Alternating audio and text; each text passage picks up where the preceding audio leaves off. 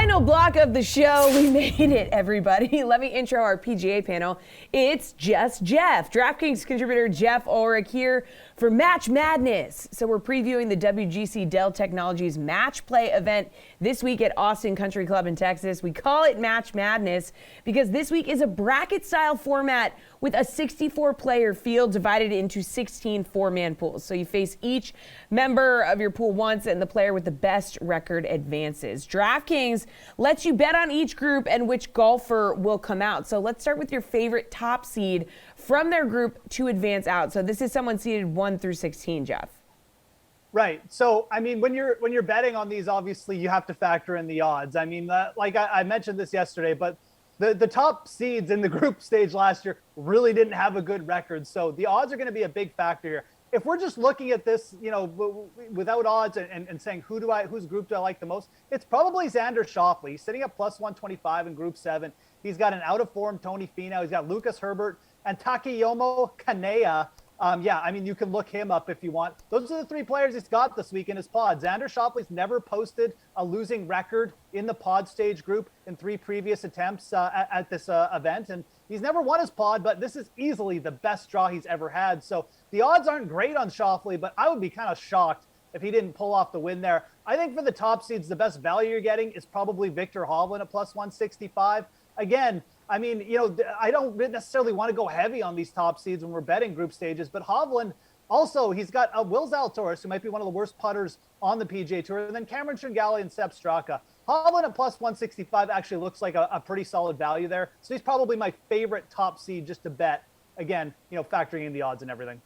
Somewhere, Reed Fowler's ears just perked up when he heard out-of-form Tony Finau. How about someone seated higher than those top 16 to escape their group? Yeah, I got a couple players I really like this week. And this is really where I think you should be starting betting cards if you're looking at the group stage. You know, just looking at those players just under the top seeds. Guys that may be coming in with a little bit more momentum, a little bit more to play for this week, simply from the fact that maybe their eyes won't be as focused on Augusta as some of the top players. Max Homa at plus 230 in Group 8, going up against Dustin Johnson. Dustin's had like one good start this year. Max Homa's been top 20 in his last 4 events. He's striking the ball magnificently, if we're being honest, plus 7 strokes gained in ball striking each of his last 2 starts. And he's got Matthew Wolff, who is completely lost on the golf course right now, and Mackenzie Hughes to round out that group. Max Homa went 2-1 at this event last year at plus 230. I love him in a group bet. And then Russell Henley too. I mean, look, people are going to get mad at me for bringing up Russell Henley again, but this dude has been, T13 his last 2 starts. He's plus 220. He's actually the favorite over Joaquin Niemann in this group. Joaquin Niemann is the higher seed. Henley, the favorite, though, plus 220. Those are fine odds because he's really just got to beat Niemann. He's got Kevin Na, who's been taking care of his new child over the last couple weeks. Trust me, that's tiresome. And then he's got Maverick McNeely to deal with, too. I think Henley at plus 220 is also a good bet. All right, Geoff, let's focus in on one group in particular. Group 9's top seed is Bryson DeChambeau, who we haven't seen since January as he continues to battle wrist and hip issues. Now, his overall odds to win the tournament are plus 4,000. Like, is that high enough to entice you at all, or would you just totally stay away because of the unknown?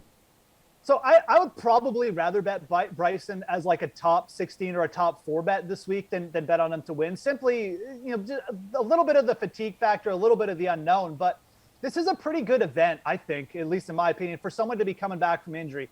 And one thing we have seen with Bryson over his career is he's gone off for long stretches and come back. And when he's come back, he's been right in form. Like, he won the Shriners off like a 2-month break from golf. This is a little bit different because it's injury related. We know that. But I can pretty much guarantee you Bryson isn't coming back unless he's really, really thinks he can win. And look, he said he was going to come back at the Arnold Palmer, and he stopped his comeback short because he didn't think he was ready. I think there is value in Bryson this week, and I certainly would target him in this group. He's got Richard Bland. Again, you can look up that name yourself. Taylor Gooch, who missed the cut badly in his last start. And then, like a almost 50-year-old Lee Westwood. This is a very winnable group. I'm not necessarily interested in Bryson taking down this whole thing, but for DFS purposes at 9,300, don't forget, you get a lot of points if your players wins big. And I think if Bryson comes in and plays even like 90% here, he could win a couple of these matches by big margins. So I'm looking at him as a very nice DFS value at 9,300. And I do like him at this group. I think the fact you're getting over plus 200 odds, very good value there for Bryson. All right, Geoff, who is your pick to win the whole thing?